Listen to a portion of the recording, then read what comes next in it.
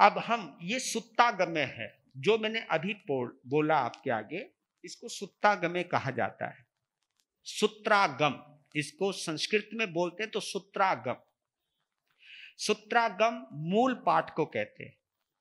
जो मूल पाठ है उसको हम सुत्तागम्य कहते हैं, सूत्रागम कहते हैं।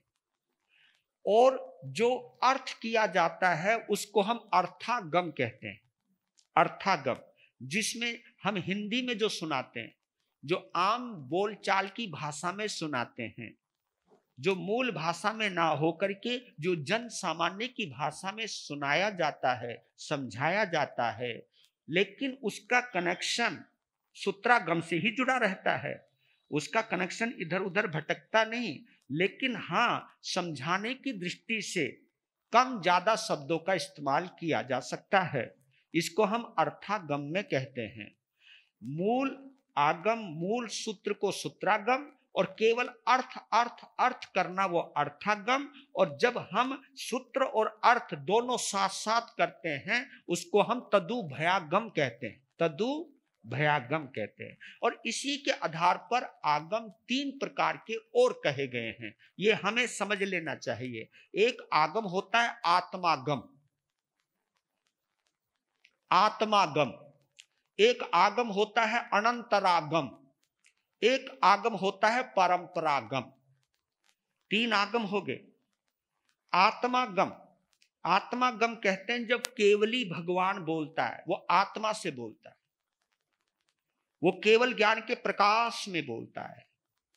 तो जो भगवान बोलते हैं, परमात्मा जब बोलते हैं, तो उनके आगम को हम आत्मागम कहते हैं। क्या बोलते हैं? आत्मागम, क्योंकि वहां कोई बनावट नहीं है, एज इट इज बोला जा रहा है, वो आत्मागम है, वो अंदर से आ रहा है। पर लेकिन उनके बोलते ही वो अनंतरागम हो जाता है, क्योंकि उसको सुनने वाले गणधर हैं। उनको भगवान बोल रहे हैं और उनको सुनने वाले अनंतर यानी दूसरे हैं। दूसरे कौन हैं? गणधर हैं। गणधरों के पास जब वो आगम जाता है तो उनके पास जाते ही वो अनंतरागम हो जाता है। अनंतरागम, भगवान की मूल वाणी आत्मागम। और जैसे ही भगवान के मुख से निकला और सामने गणधरों ने सुना और उसको गुम्फित किया, वो अनंतरागम हो गया। और गणधरों के बाद उनके शिष्य, फिर उनके शिष्य, फिर उनके शिष्य सुनते आए, उसको परंपरागम कहते हैं। तो इस वक्त ये आगम हम सभी के लिए कौन सा है? परंपरागम, क्योंकि सुनते हुए आ रहे हैं, सुनते हुए आ रहे हैं। भगवान ने कब बोला है, जम्बू स्वामी ने कब सवाल पूछे हैं, सुधर्मा स्वामी ने कब जवाब दिया है, ये बात उस समय की है, उस समय की है। लेकिन ये बात जो है, और आपको आश्चर्य की बात बोलता हूं कि ये आगम पंचम आर्य में बोले गए हैं, तीर्थंकरों की दृष्टि से नहीं। सुधर्मा स्वामी और जम्बू स्वामी की दृष्टि से। और इसके अंदर सबसे बड़ा अधिक रोल चंपापुरी का है। चंपापुरी, क्योंकि भगवान महावीर की मौजूदगी में राजगृही का नाम ज्यादा आता है, राजगृही का नाम ज्यादा आता है। और जितने हमारे आगम हैं, अधिकांशतः इन आगमों को पूछा गया है, फिर सुना गया है। पूछा किसने? पूछा है जम्बू स्वामी ने, और जवाब दिया है सुधर्मा स्वामी ने। और जगह कौन सी है? चंपा नगरी, पूर्णभद्र उद्यान। और पूर्णभद्र उद्यान इसलिए उसका नाम पड़ा क्योंकि पूर्णभद्र नाम का यक्ष है। जैसे वीरभद्र है, घंटाकरण है, ये सब यक्ष जो होते हैं ना, तो पूर्णभद्र यक्ष का वहां एक मंदिर है। और उसका मंदिर होने की वजह से, पूर्णभद्र यक्ष का मंदिर होने की वजह से, एक यक्षायतन है, मुख्य मंदिर है वहां पर। और उस उद्यान में, तो वो पूर्णभद्र उद्यान के नाम से भी प्रसिद्ध हो गया। मंदिर तो था ही था, वहां पर यक्षायतन तो था ही था, लेकिन पूर्णभद्र उद्यान इसलिए हो गया क्योंकि वहां पर पूर्णभद्र यक्ष का मंदिर है और उद्यान भी है, बहुत बड़ा उद्यान है। और उस उद्यान में स्वयं सुधर्मा स्वामी अपने 500 शिष्यों के साथ उस उद्यान में पधारे हैं। इसके दो अर्थ निकलते हैं, 500 शिष्य साथ में आए। दूसरा अर्थ यह निकलता है, उस वक्त 500 शिष्य जम्बू स्वामी की आज्ञा में विचरण कर रहे थे। दोनों ही अर्थ हो सकते हैं, दोनों ही अर्थ हो सकते हैं। अब हमारे शिवाचार्य भगवान सूरत में विराजमान हैं, लेकिन उनके आज्ञानुवर्ती साधु साध्वी पूरे भारत के अंदर चतुर्मास कर रहे हैं। तो हम चाहे कहीं पर भी चतुर्मास करें, लेकिन हमारा सीधा कनेक्शन आचार्य भगवान से। तो ऐसे कोई कोई जितने भी आचार्य हैं उनके साधु साध्वी कहीं पर भी करे, विचरण करे, तो वो उन्हीं के अंतर्गत माने जाते हैं। तो उस वक्त उस चंपा नगरी पर राजा था कौनिक राजा। कौनिक राजा उस चंपापुरी पर राज करता है, पूर्णभद्र उद्यान है। और जम्बू सुधर्मा स्वामी अपने शिष्य जम्बू स्वामी के साथ वहां पधारे हैं और उनकी पधारवनी की सूचना पूरी चंपा नगरी में फैल गई है और उनके दर्शनार्थ लोग उमड़ उमड़ के आए हैं। और वहां पर धर्म परिषदा लगी है ना। ये जो जिसका आप हिस्सा हो ना, इस परिषद का नाम है धर्म परिषदा। धर्म परिषदा, क्योंकि तीर्थंकरों की मौजूदगी में समोसरण लगता है। हाँ, ये चीज हमें क्लियर कर लेनी चाहिए। आप लोग भावुकता में बोल देते हो महाराज समोसरण की रचना हो रही थी, नहीं। यहां तक कि आचार्य की सभा को भी हम समोसरण नहीं बोलते, क्योंकि समोसरण तीर्थंकर का होता है। किसका? हाँ, वो क्योंकि उस स्थिति तक पहुंचना हम छद्मस्तों में है ही नहीं ताकत। समोसरण का मतलब आप जानते हो? समोसरण का मतलब है कि जहां सभी को समान रूप से शरण मिले। पहली बात, समोसरण की एक और विशेषता होती है कि वहां देवता भी आते हैं, वहां मनुष्य भी आते हैं, वहां त्रियंच भी आते हैं, है ना। और यहां कोई आ जाओ कुत्ता भगा देंगे, हे चल चल। अगर कोई आ जावे, बंदर भी आ जावे, लंगूर आ जाए तो तुम भाग जाओगे। पर वहां ऐसा नहीं, सांप और नेवले आते हैं और एक साथ। यहां दो संप्रदाय के लोग आपस में मिलकर बैठना बड़ा मुश्किल हो जाता है।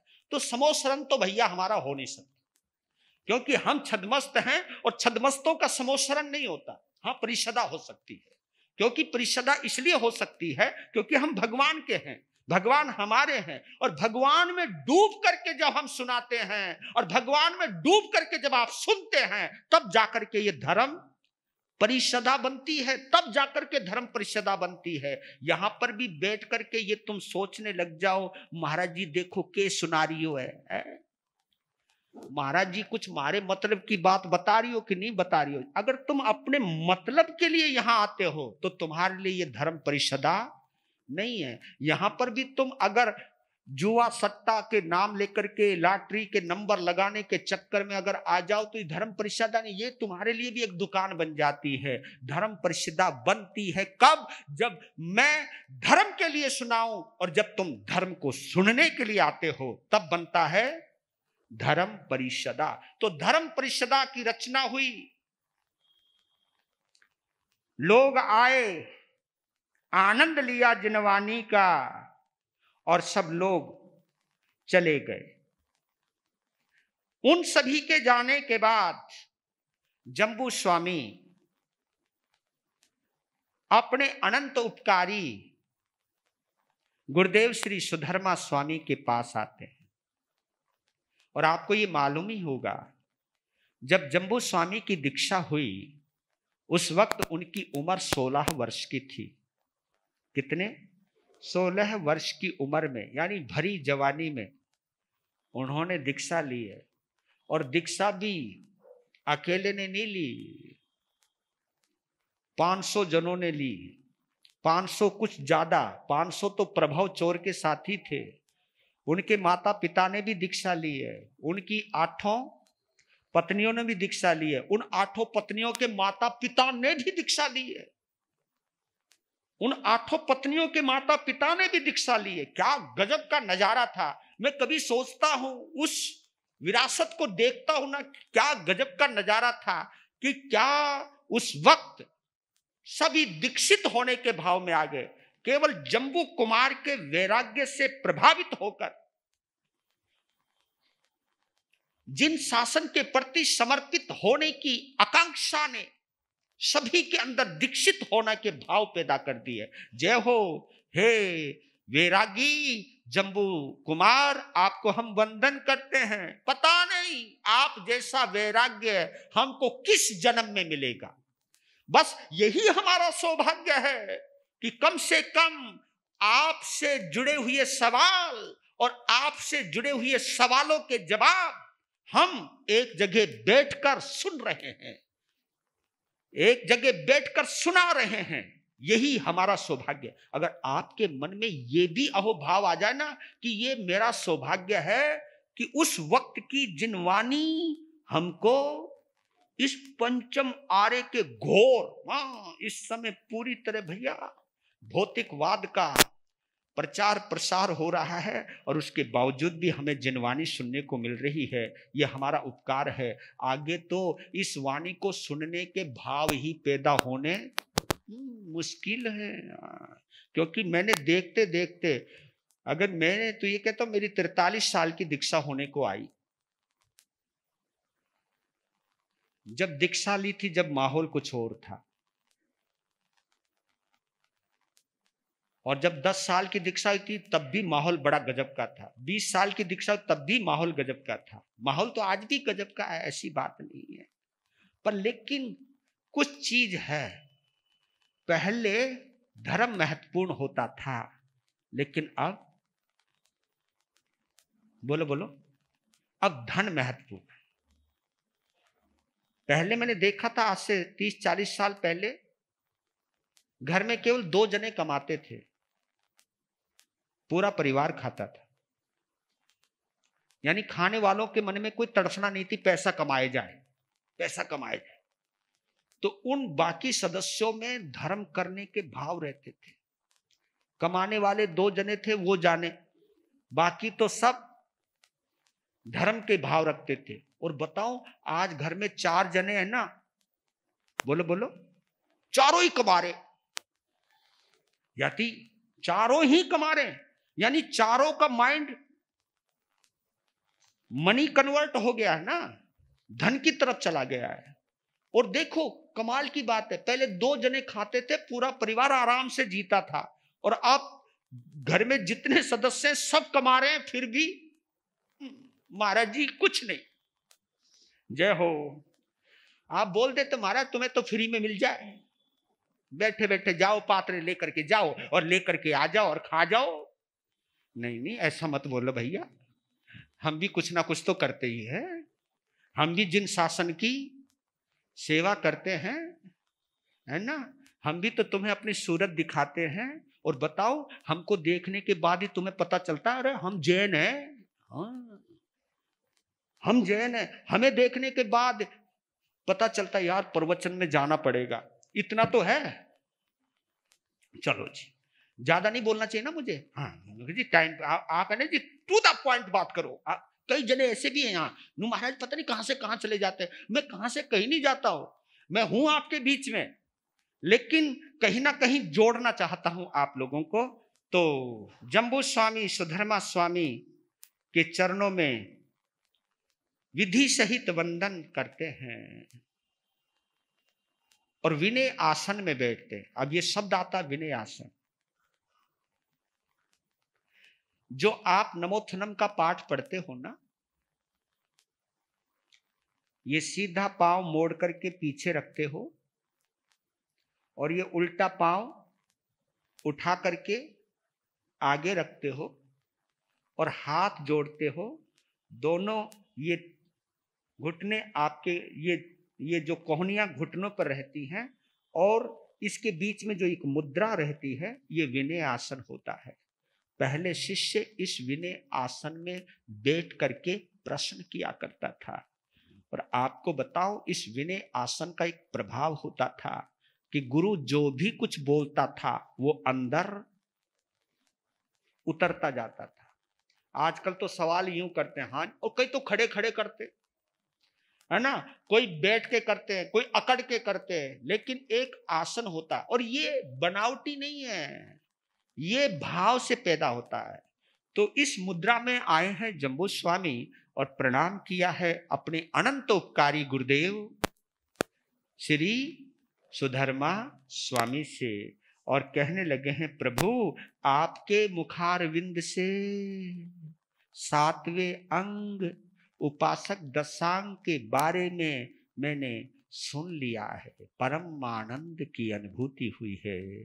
लेकिन आप जो जो सुनाते हो त्यों त्यों और भी जिज्ञासा पैदा होती है। आपके सुनाने का अंदाज, आपके बताने का अंदाज इतना अलबेला है कि मैं सुनता ही जाऊं, सुनता ही जाऊं, सुनता ही जाऊं। सुन लिया है एक क्रम, अब दूसरे क्रम की कृपा करें। 8वें अंग अंतगढ़ सूत्र में भगवान महावीर स्वामी ने आपको क्या फरमाया, सो मुझे भी फरमाने की कृपा करें। और ये आपको मालूम है कि सुधर्मा स्वामी को भगवान महावीर के निर्वाण के बाद 12 वर्ष के बाद उनको केवल ज्ञान हुआ है। और ये जो वाचना चल रही है केवल ज्ञान की अवस्था में नहीं चल रही, क्योंकि केवल ज्ञानी बोलता नहीं है, क्योंकि केवल ज्ञानी कभी ये नहीं कहता ऐसा मैंने भगवान से सुना है, कभी नहीं कहता। तो तभी वो बार बार बोल रहे, जैसा मैंने भगवान से सुना वैसे ही मैंने तुझे सुनाया है। ये क्योंकि यहां सुधर्मा स्वामी अपने शिष्य को जैसा सुना वैसा वो सुना रहे हैं और अपने शिष्य की जिज्ञासा को देख करके आनंदित भी हैं, क्योंकि आपकी जितनी जिज्ञासा होगी बताने वाला उतना ही जोश में रहता है। ये भी देखना, आप जितने भाव से आओगे ना सुनने को, उतना ही सुनाने का मन करता है ना। यहां आकर के लटके लेने लग जाओ, सोने लग जाओ, इधर उधर देखने लग जाओ, बात करने लग जाओ, यार फिर हमारा मन तो नहीं करेगा सुनाने का। तो इसके लिए आई कांटेक्ट होना बहुत जरूरी है। आंखों से भी जाता है माल, कान से तो जाता ही जाता है, ये एकाग्रता सदी रहती है, इसलिए जुड़े रहा करो।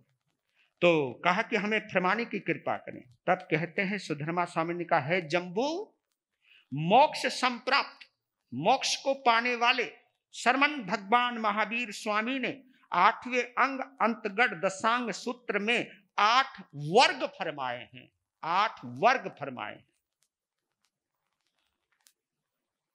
हे भगवान, प्रथम वर्ग में 8 वर्गों में से प्रथम वर्ग में भगवान ने आपको क्या फरमाया, सो मुझे भी फरमाने की कृपा करें, मुझे भी बताने का अनुनय विनय करते हुए बोलते, मुझे भी बताने की कृपा करें गुरुदेव। तब कहते कि जम्बू, भगवान महावीर ने अंतगढ़ सूत्र के प्रथम वर्ग में 10 अध्ययन फरमाए हैं,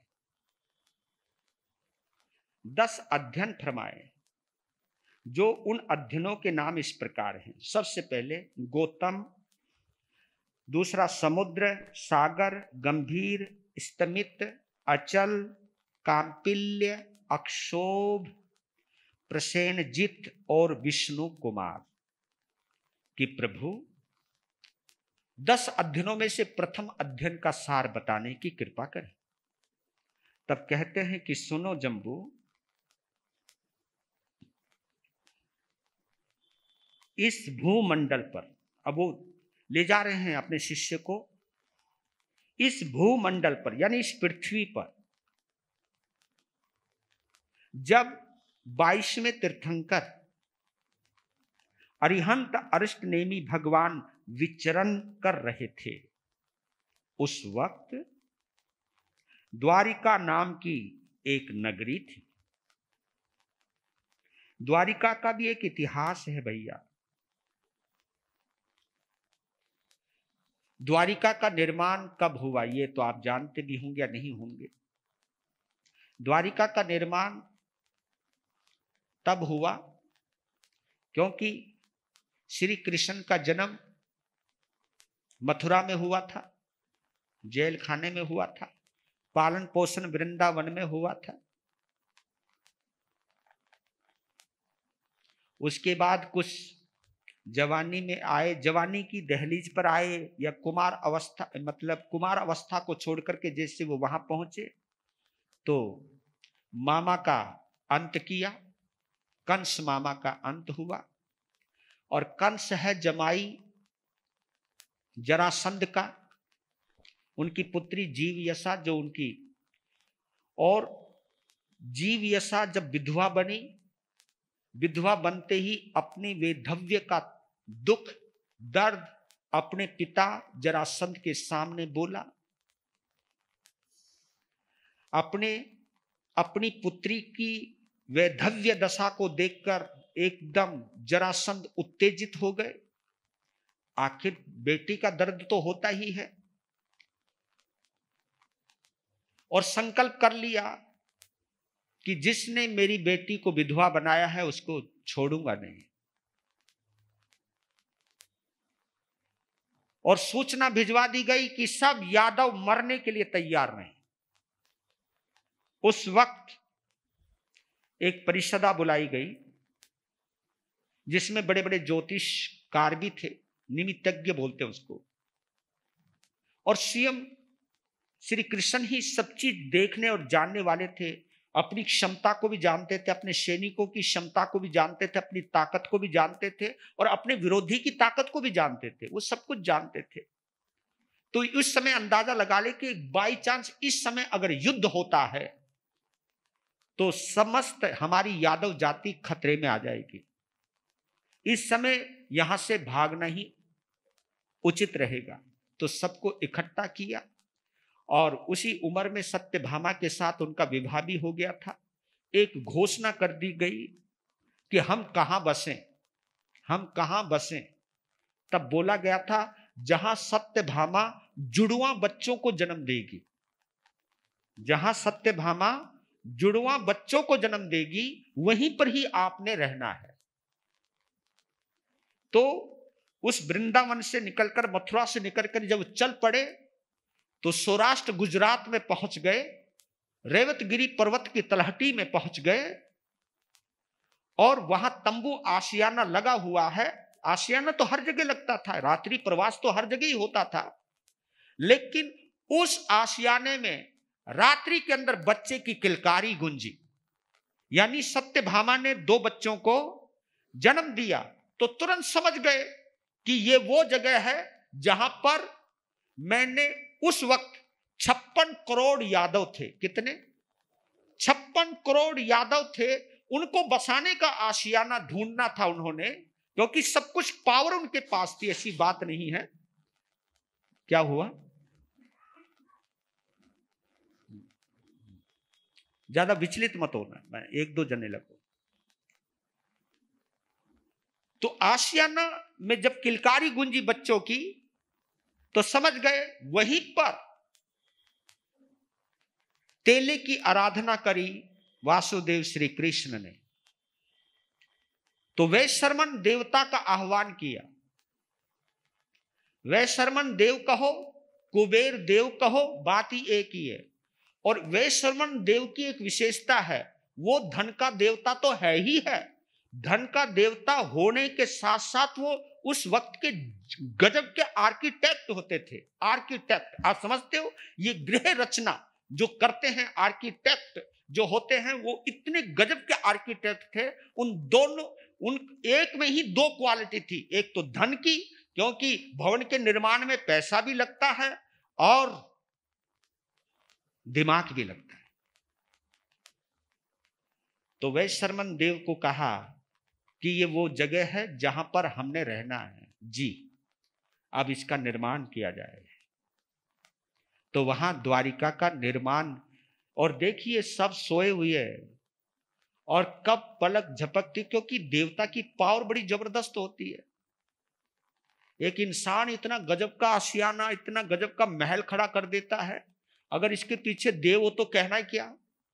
और इतनी खूबसूरत बनाई उन्होंने समुद्र के किनारे, क्योंकि उसका पूरा अक्ष समुद्र में पड़ता था द्वारिका का, और 32-32 मंजिल के भवन महल तैयार है वहां पर। और जैसे ही सुबह सुबह उठे और जब घोषणा हुई कि सभी अपने अपने घरों में जाए, सबके निश्चित वहां पर सबके नाम लिख दिए गए हैं, जिसको कहते हैं प्लॉट अलॉट करना। सबके नाम लिख दिए गए हैं कि किसको कहां रहना है, किसको कहां रहना है, किसको कहां रहना है। सबकी नेम प्लेट लगी हुई है और सब जाने लगे, रहने लगे। और हर मोहल्ले का एक द्वार हुआ करता था, सब अपना अपना दरवाजा। अरे हम कौन से द्वार में जाएं, हम कौन सा द्वार कहाँ है, किसका द्वार कहाँ है, किसका द्वार कहाँ है, किसका द्वार कहाँ है। जब ये बात गूंजती रही तब वहां से एक शब्द आया, द्वार का। पहले तो शब्द आ रहा द्वार कहाँ, द्वार कहाँ, यानी हमारे मोहल्ले का दरवाजा कौन सा, हमारे मोहल्ले का दरवाजा कौन सा। सब वो बता रहे तुम यहां जाओ, तुम यहां जाओ। पर लेकिन बोलेंगे, जवाब तो तभी देंगे ना जब कोई पूछेगा, हमारा द्वार कहाँ, हमारा द्वार कहाँ, हमारा द्वार कहाँ। ये शब्द जब बार बार रिपीट होता रहा तो एक शब्द निकल कर आया, द्वार का। पहले भी ये देखो हमारे सामने ये द्वार बने हुए है, पहले हो सकता है दिल्ली का द्वार हो, ये है ना, यही। तो इस तरह के पहले हर मोहल्ले के द्वार हुआ करते थे। कोई बुजुर्ग हो तो वो पहले द्वारों के अंदर ही पूरा शहर बसा करता था। तो द्वारिका, हर मोहल्ले का अपना अपना द्वार।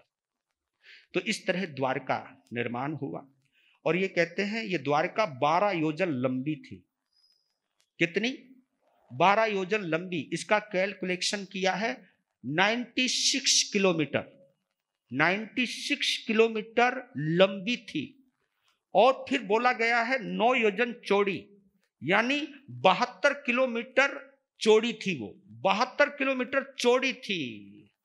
तो आप इससे अंदाजा लगा सकते हो कि उसकी लंबाई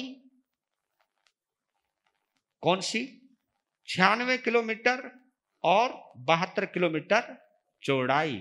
इतनी विस्तृत नगरी थी वो, कंगूरे लगे हुए थे, हीरे जवाहरात जड़े हुए थे, और इतनी खूबसूरत थी।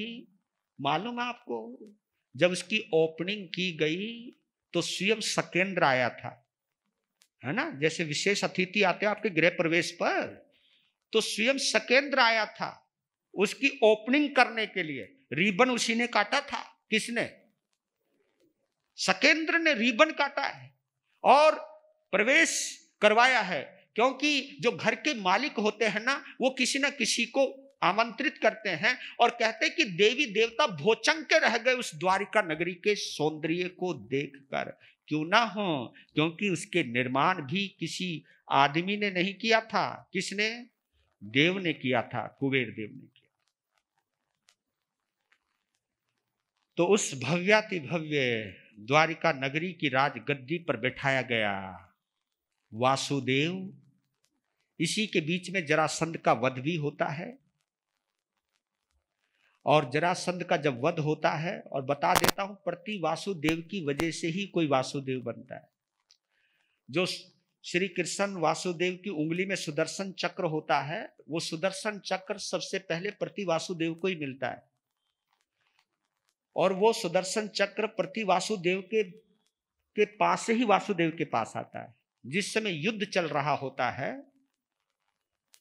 तो उस वक्त प्रति वासुदेव को मारने के लिए सुदर्शन चक्र को छोड़ता है। उसी समय फैसला होता है कि वासुदेव कौन है और प्रति वासुदेव कौन होता है। उसी से फैसला होता है।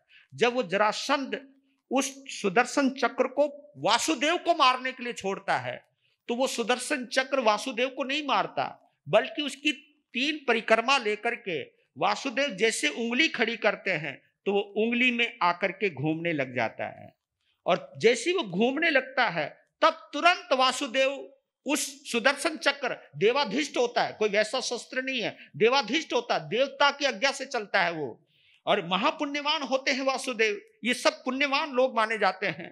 तब उस देव को आज्ञा देता है वासुदेव कि जो शस्त्र मेरे को मारने के लिए छोड़ा गया है, तब से ये कहावत आती है, अगर तुम किसी के लिए कुआं खोद रहे हो तो खाई तुम्हारे लिए खुदी हुई रहती है। पहला वार प्रति वासुदेव करता है, वासुदेव के ऊपर मारने का शुरुआत वो करता है, लेकिन प्रतिफल उसी को मिलता है जो मारने के लिए शस्त्र छोड़ा है। तब वो उस सुदर्शन चक्र को आदेश देता है वासुदेव कि जाओ, जिसने तुमको मेरे ऊपर मारने को छोड़ा है, अब तुम उनको ही सबक सिखाओ। तो वो लौट करके जाता है और प्रति वासुदेव की गर्दन को काटता है और फिर घूम करके वापिस आ जाता है। तब वो सुदर्शन चक्रधारी बनता है वासुदेव। तो आप इस चीज से, ये एक सिलसिला है, ये एक तरीका है, निर्णय करने का तरीका होता है कौन कैसे वासुदेव बनता है। तो वो रेवत गिरी, जिसको हम गिरनार कहते हैं, गिरनार आपने नाम भी सुना होगा गिरनार का, रेवत गिरी पर्वत है, उसको गिरनार भी उसका एक नाम है।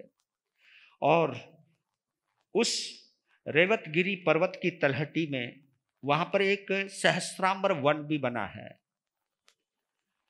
सहस्राम्र वन, जहां पर एक नहीं दो नहीं हजारों आम के वृक्ष है। सहस्राम्र है ना, 1000 आम के वृक्ष हैं जहां, उसका नाम है सहस्राम्र वन। और उस सहस्राम्र वन के अंदर पधारे हैं कौन? भगवान अरिष्टनेमि अपने शिष्यों के साथ। और पूरी द्वारिका नगरी में चहल पहल होने लगती है, एक ही आवाज उठने लगती है, भगवान के दर्शन करने जाना है, भगवान के दर्शन करने जाना है।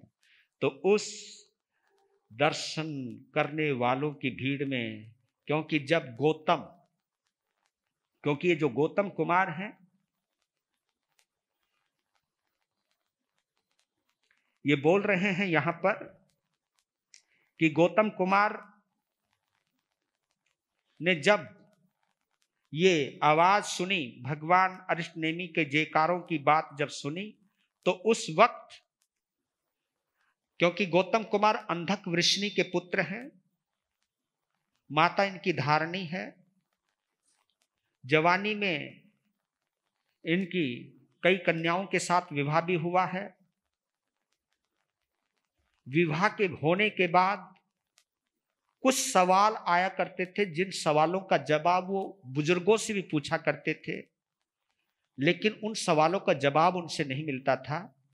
लेकिन कुछ बुजुर्गों ने कहा था कि कभी जब भगवान अरिष्टनेमि पधारेंगे तब आप उनसे अपने सवालों का जवाब लेना। तो जब जयकारों में सुना, बोलिए अरिहंत परमात्मा अरिष्टनेमि भगवान की जय, जब जयकारा लगाते, अरे भगवान अरिष्टनेमि पधार गए, ये शब्द जैसे ही कानों में पड़े, उसके तो उत्साह का संचार एकदम गहरा हो गया, क्योंकि ये शब्द वो सुन चुका था, बार बार सुन चुके थे गौतम कुमार बार बार सुन चुके थे। तुम्हारे हर सवाल का जवाब अगर किसी के पास है तो भगवान अरिष्टनेमि के पास है। तो एकदम तैयार होते हैं, पहुंच जाते हैं। और क्या गजब का चमत्कार हुआ। ये देखिए, चमत्कार स्त्री मोला तीर्थंकरों के समोसरण की एक और विशेषता होती है। वहां तुम्हारे मन में कोई भी सवाल पल रहे हो, उन सवालों का जवाब आपको तुरंत समोसरण में प्रवेश करते मिल जाता है। वहां मैं एक जगह पढ़ रहा था कि जब समोसरण में कोई जाता है तो उसको अपने 7 जन्मों का ज्ञान ऑटोमेटिक हो जाता है।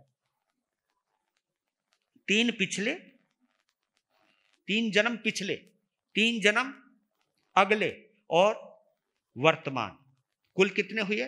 7 जन्मों का तुरंत उन्हें ज्ञान होने लग जाता है। तो बिना पूछे ही, उनकी सूरत निहारते ही, समोसरण में प्रवेश करते ही उनके सभी सवालों का जवाब मिल गया। और ऊपर से अमृत वाणी जो सुनने को मिली, और वो अमृत उनकी आत्मा में गिरने लगा और एकदम उनको वैराग्य हुआ। और वैराग्य जब हुआ तो भगवान के समक्ष उपस्थित हुए। उन्होंने कहा कि मैं अपनी माता पिता की अनुमति प्राप्त करके आपके पास दीक्षित होना चाहता हूं।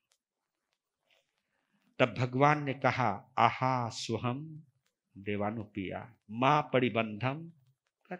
ये बड़े प्यारे प्यारे शब्द है, आहा सुहम। इसका मतलब यथा सुखम, क्योंकि आहा सुहम प्राकृत शब्द है, यथा सुखम ये संस्कृत का शब्द है।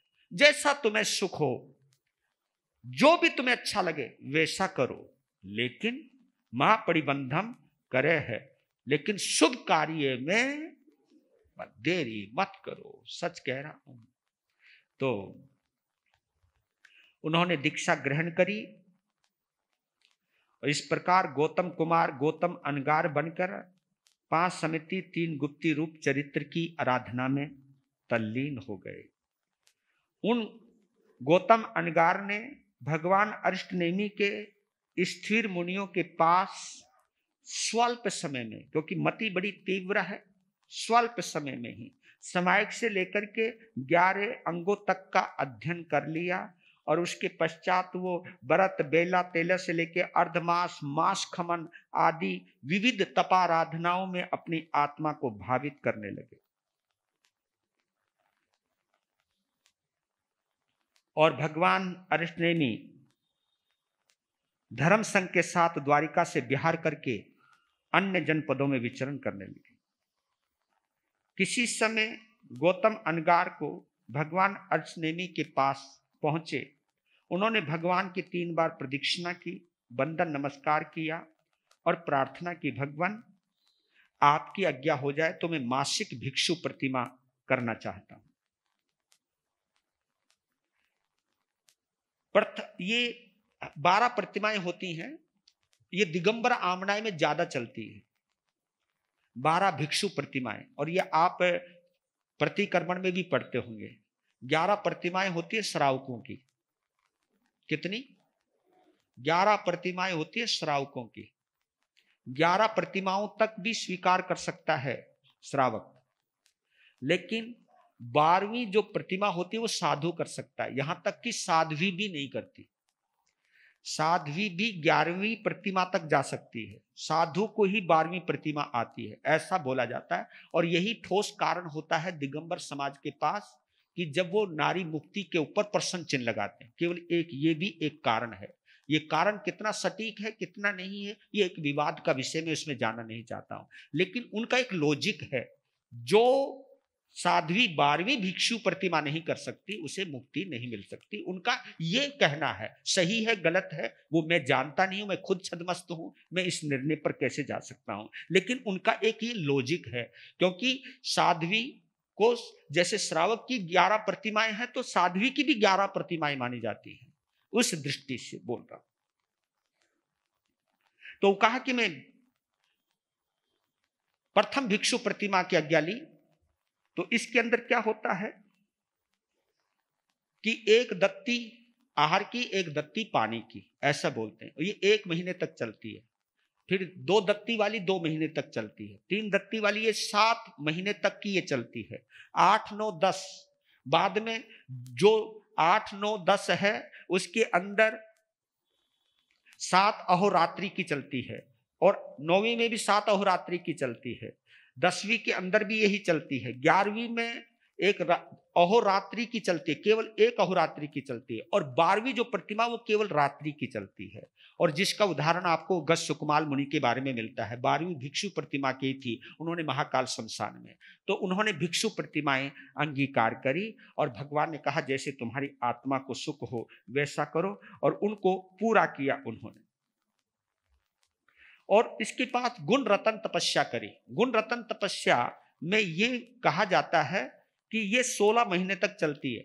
1 महीने तक 1 दिन उपवास 1 दिन पारना, एक दिन उपवास एक दिन पारना, दूसरे महीने के अंदर बेले बेले पारना, तीसरे महीने में तेले तेले पारना, चौथे महीने में चोले चोले पारना। इस प्रकार 16वें महीने के अंदर 16 दिन की लगातार तपस्या की जाती है, फिर 16 दिन के पारने किए जाते हैं। इस प्रकार ये गुण रतन की तपस्या चलती है। इतनी तपस्या करने के बाद आप समझ ही गए होंगे शरीर में कुछ रहता नहीं है, पर लेकिन आत्म बल बढ़ता चला जाता है और शरीर धीरे धीरे पूर्णता की ओर होने लगता है।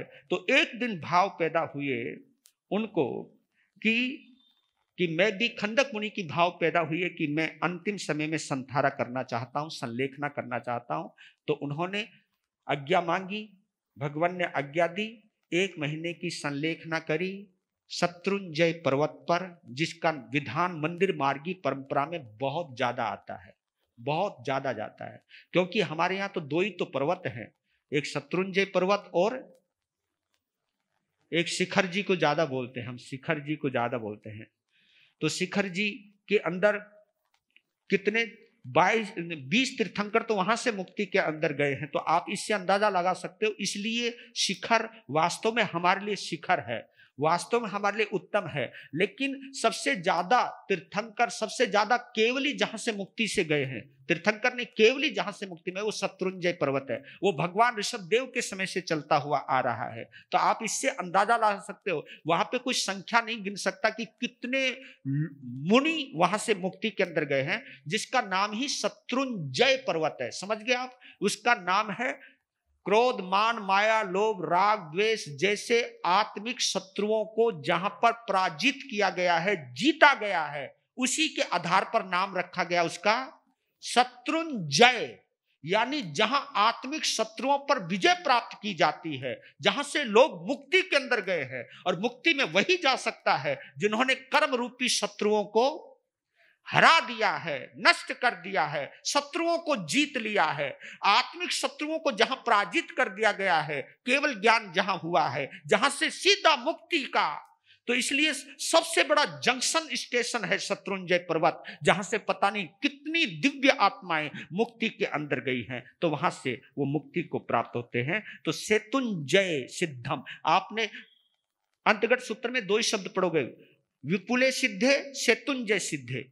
भगवान महावीर स्वामी के समय में विपुलगिरी पर्वत से सिद्ध हुए हैं, और यहां पर सेतुंजय सिद्धे, शत्रुंजय पर्वत से सिद्ध हुए हैं। इस प्रकार प्रथम अध्ययन पूरा हुआ। और शेष जो भी है, समुद्र कुमार, सागर कुमार, गंभीर कुमार, स्मित कुमार, अचल कुमार, कंपिल्य कुमार, अक्षोप कुमार, प्रसेनजीत, विष्णु कुमार, इन सभी 9 कुमारों के पिता भी अंधक वृष्णि है और माता का नाम धारणी है। जो माता पिता गौतम कुमार के हैं, वही माता पिता अन्य 9 कुमारों के भी हैं। इसमें कोई कंफ्यूजन नहीं है। और इनका शेष वर्णन वही है जैसा गौतम कुमार का था। वही दीक्षा, वही बड़ा होना, और वही शादी होना, वही भगवान का आना, वही वैराग्य धारण करना, दीक्षित होना, तपस्याएं करना और शत्रुंजय पर्वत से सिद्ध होना। ये पहला वर्ग पूरा हुआ। बीओ वर्ग यानी दूसरे वर्ग में फरमाते हैं कि जम्बू सुनो। दूसरे वर्ग में 8 अध्ययन फरमाए हैं। अक्षोभ, सागर, समुद्र, हिमवंत, अचल, धरण, पूरण, अभिचंद्र। ये 8 के नाम पर ये 8 अध्ययन हैं। और उसी समय वही द्वारिका नगरी, वही भगवान अरिष्टनेमी, वही सहस्राम्र वन, और वही भगवान की वाणी, और वही दीक्षा का धारण करना, वही तपस्या करना, वही शत्रुंजय पर्वत से सिद्ध होना, सब ऑटोमेटिक वही की वही कहानियां हैं। इसलिए रिपीटेशन से बचने के लिए बोल दिया गया। जैसे गौतम कुमार की कथा है, वैसे ही बाकियों की कथा है। इसी प्रकार तृतीय वर्ग का वर्णन क्या फरमाया है? तब कहते कि जम्बू सुनो। तृतीय वर्ग में भगवान महावीर ने 13 अध्ययनों का प्रतिपादन किया है। और उन 13 अध्ययनों की पवित्र नामावली इस प्रकार है। क्योंकि ये पवित्र पुरुष है तो पवित्र नामावली अपने आप ही हो जाएगी। अनीक सेन, अनंत सेन, अजीत सेन, अनिहत रिपु, देवसेन, शत्रुसेन, सारण। गज सुकुमाल, सुमुख, दुर्मुख, कूपक, दारुक और अनादृष्टि, ये 13 के नाम पर ये तीसरा वर्ग आता है। तीसरे वर्ग में 13 अध्ययन फरमाए हैं। तो प्रथम वर्ग में क्या अध्ययन फरमाया है सो फरमाने की कृपा करें। तब जम्बू स्वामी की जिज्ञासा को शांत करते हुए सुधर्मा स्वामी कहते हैं कि सुनो जम्बू, भद्दिलपुर नगर में भगवान अरिष्टनेमी जिस समय विचरण कर रहे थे उस वक्त भद्दिलपुर नगर में, क्योंकि आप एक चीज शब्द आप बार बार सुनते हो, तेनम कालेनम तेनम समयनम, ये शब्द बार बार आता है। तो तेनम कालेनम तेनम समयनम का मतलब यही है कि काल तो यही है, अवसर्पणी काल। काल दो ही होते हैं, एक अवसर्पणी काल और एक उत्सर्पणी काल, है ना, समझ गए होंगे। अवसर्पणी काल, तो इसमें सांप की उपमा दी है, सर्पणी, सर्पणी, सर्पणी नागिन को बोलते हैं, सर्पणी की उपमा दी गई है। और सर्पणी में आपने एक विशेषता देखी होगी, उसका मुंह बड़ा होता है, पूंछ उसकी पतली होती है ना, पूंछ उसकी पतली होती है। ये सर्पणी, अवसर्पणी काल। तो सर्पणी अवसर्पणी काल की विशेषता है, ये मुंह से शुरू होती है, पूंछ पर खत्म होती है, ये काल। यानी इसका मतलब है सुख से शुरू होता है, दुख से एंड होता है। इसका जो पूंछ है बिल्कुल पतली सी है, वो दुख का प्रतीक है, दुख का प्रतीक है, और मुंह उसका सुख का प्रतीक है। तो सुखमा सुखमा से ये शुरू होता है, ये अवसर्पणी काल सुखमा सुखमा से शुरू होता है और दुखमा दुखमा से।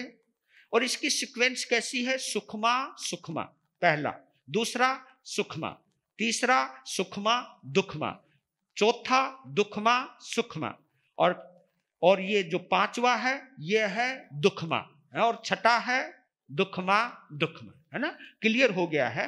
तो आप ये सोचे इस समय हम दुखमा में हैं, दुखमा में दुखी दुख है, और इससे और भी ज्यादा दुख और आने वाला है, इसलिए तुम घबराओ मत, है ना। आप ये सोच सकते हो कि हे भगवान, मैं अपने होश हवास में अच्छा अनुकूल वातावरण है, ऐसी कुछ करनी कर जाऊं मुझे उस छठे आरे में जन्म ना लेना पड़े। हाँ, जो जिस ढंग से आप लोग चल रहे हो, जिस ढंग से हम लोग चल रहे हैं ना, ये कहीं ना कहीं कुछ गड़बड़ कर रहे हैं हम लोग। हम पूरी व्यवस्था कर रहे हैं कि छठे आरे में पैदा होने वाली, पर लेकिन हमें बचना है, क्योंकि जितना छल कपट हमारे में रहेगा, जितना छल कपट तुम्हारे में रहेगा, जितना धन का आकर्षण तुम्हारे में रहेगा, जितना संप्रदाय का आकर्षण हमारे में रहेगा, हम तैयारी वही की ही कर रहे हैं, उसी की तैयारी कर रहे हैं हम। पर लेकिन उसकी तैयारी से अगर आप बचना चाहते हो तो सात्विकता को लाइए, मैत्री भाव को लाइए, आत्मीयता को लाइए, सदाशयता को लाइए, सद्भाव को लाइए, पवित्रता को लाइए, उदारता को लाइए। ये चीज वो है जो आपको ऊंचा उठाएगी, और ये जो बुरा काल है, बुरा समय है, उससे आपको बचा सकती है। तो इस प्रकार भद्दिलपुर नगर में एक महान समृद्धिशाली और किसी से भी पराजय नहीं मानने वाले गाथापति था। गाथापति कहते हैं लक्ष्मीपति को, गाथा लक्ष्मी को भी कहते हैं, और उसका नाम था नाग गाथापति, और उसकी पत्नी का नाम था सुलसा, सुलसा गाथा पत्नी। सुलसा नारी के समस्त गुणों से संपन्न और सुंदर थी। उस नाग गाथापति के पुत्र और सुलसा भार्या के आत्मज अनिकसेन का जन्म हुआ, और उसका नाम अनिकसेन कुमार रखा गया। उस कुमार के हाथ पांव अत्यंत सुकोमल थे, और 5 धाय माताओं ने उसकी पालना करी, क्योंकि सेठ था, कोई कमी तो थी नहीं। 5 धाय माता, धाय माता कहते हैं पालने वाली माता को, है ना, तुम्हारे यहाँ जो, हाँ तो समझ लो उस समय वो भी होते थे, पर लेकिन ऐसा नहीं, आजकल तो तुम्हारे बच्चे पूरी तरह उन पर डिपेंड है। वो तो बस केवल उनको सजाने का काम वो करते थे, नहलाने के काम वो करते थे, खिलाने के काम वो करती थी, और वो स्पेशल हुआ करते थे कि बच्चे का पूर्ण विकास होवे, कोई अंग प्रत्यंग टेढ़ा मेढ़ा ना होवे। ये कला होती थी उन ध्याय माताओं में कि बच्चे का पूरा कंप्लीट उनकी प्रोग्रेस होवे, उनके शारीरिक संस्थानों का ध्यान रखा जाता था, मानसिक स्वास्थ्य का ध्यान रखा जाता था, और उसके ऊपर भी माँ बाप ध्यान रखते थे। तो 5 धाय माताओं के द्वारा उस अनिकसेन की परवरिश हुई, और जब वो अनिकसेन 8 वर्ष का हुआ तो उसको पढ़ने के लिए कलाचारी के पास भेजा गया। यानी इससे एक बात और क्लियर होती है, भगवान अरिष्टनेमि के समय बच्चों को पढ़ने की जो उम्र हुआ करती थी 8 वर्ष की थी। भगवान महावीर के बाद बच्चों की पढ़ने की उम्र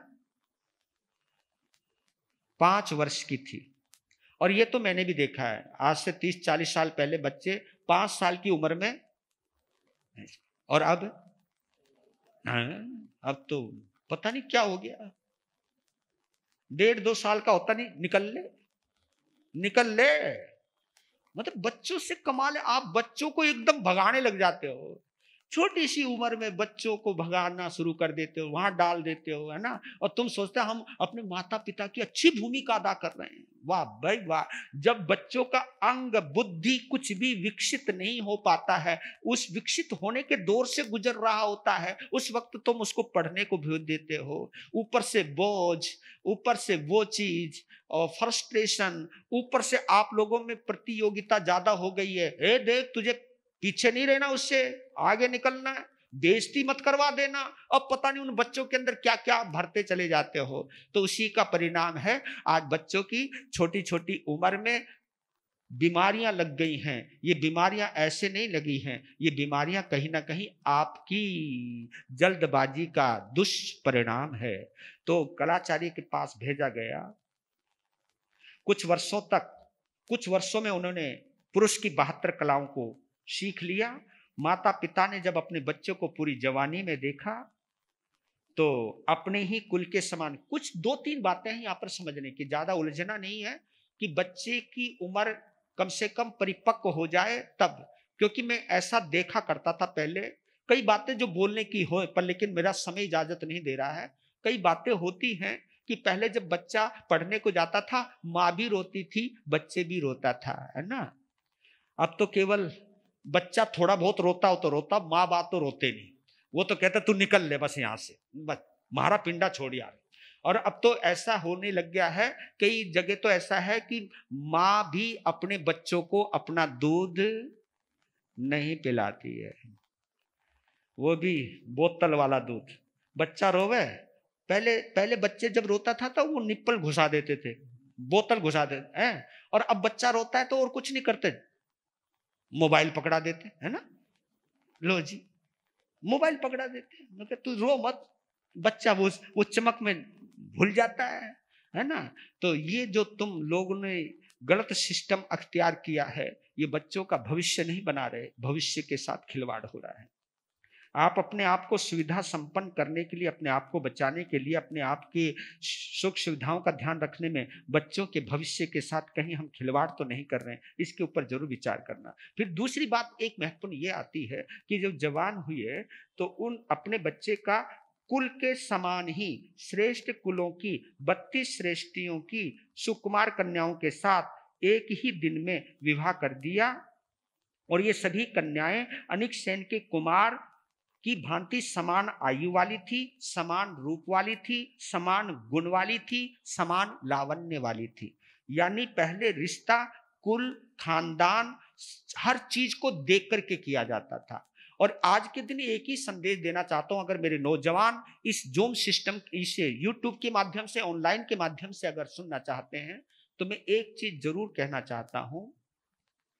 ये दर्द भी हो सकता है, वैसे ये दर्द मेरा बेकार है, मुझे इन पचड़ों में पड़ना नहीं चाहिए, लेकिन मुझे समाज की सुरक्षा करने का जिम्मेवारी कहीं ना कहीं हम लोगों के ऊपर भी है। तो एक सुझाव देना चाहता हूं नौजवानों को कि आप कैरियर अपनी मर्जी का चुनो, मुझे कोई आपत्ति नहीं है। आपको क्या पढ़ना है आप चुन लीजिए, अपना कैरियर अपनी मर्जी का चुनिए, लेकिन अपने जीवन साथी अपने माँ बाप की मर्जी का चुनिए। क्योंकि माँ बाप का कुछ ना कुछ तो काम बचा के रखो ना। कम से कम ये तो कह सके कि हम ये माँ बाप हैं, ये काम मेरे माँ बाप का है, ये काम मेरा नहीं है, ये काम मैं नहीं करूंगा, ये मेरे माँ बाप करेंगे।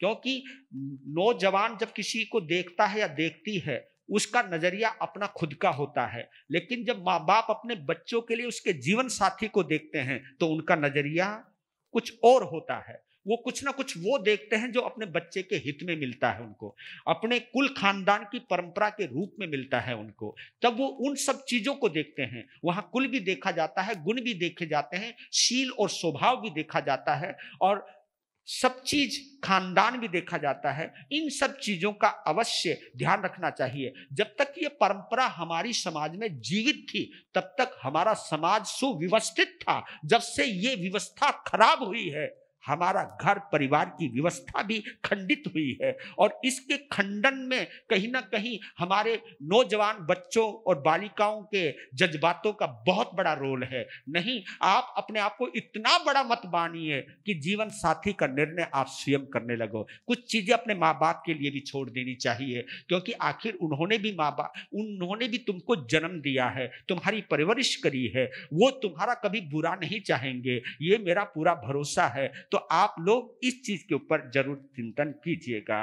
तो उसके बाद 32 कन्याओं के साथ विवाह हुआ, 32 करोड़ का दहेज भी मिला, और फिर आखिर में भगवान अरिष्टनेमि का आगमन हुआ, प्रवचन सुना, जीवन जहां तक संसार में रहने वाला था तब तक वो बिताया, क्योंकि बोध उन्हीं को प्राप्त होता। ये मत समझना कि भगवान ने कुछ टोना टोटका कर दिया था। उनकी सभा में तो बहुत जने आते थे, लेकिन जिसका जीवन पार जाना है, क्योंकि बहुत सारे भीड़ है, बहुत सारे लोग हैं, लेकिन नाव में तो वही बैठेगा ना जिसने उस पार जाना है, जिसके पार जाने के भाव हैं, वही, जिसको दूसरा किनारा नजर आ रहा है, वही नाव का उपयोग करता है। तो अब वक्त आ गया था अनिक सेन का, और भगवान अरिष्टनेमि का संयोग मिला, प्रवचन सुना, वैराग्य धारण हुआ, माँ बाप की आज्ञा ली, पत्नियों की आज्ञा ली और दीक्षा धारण करी। इस प्रकार अन्य उनके और भाइयों ने भी, 6 भाई और भी हैं, उन्होंने दीक्षा धारण करी। बाकी के 5 भाइयों ने भी, जिसमें अनिय सेन है, अनंत सेन है, अजित सेन है, अनित रूपू है, देव सेन है, इन 6 अनगारों ने भी दीक्षा धारण करी भगवान के चरणों में और अपना जीवन का कल्याण किया। बोलिए भगवान महावीर स्वामी की जय। वीर नाम के हेरे मोती, गुरु नाम के हेरे मोती, मैं बिखराऊं गली गली।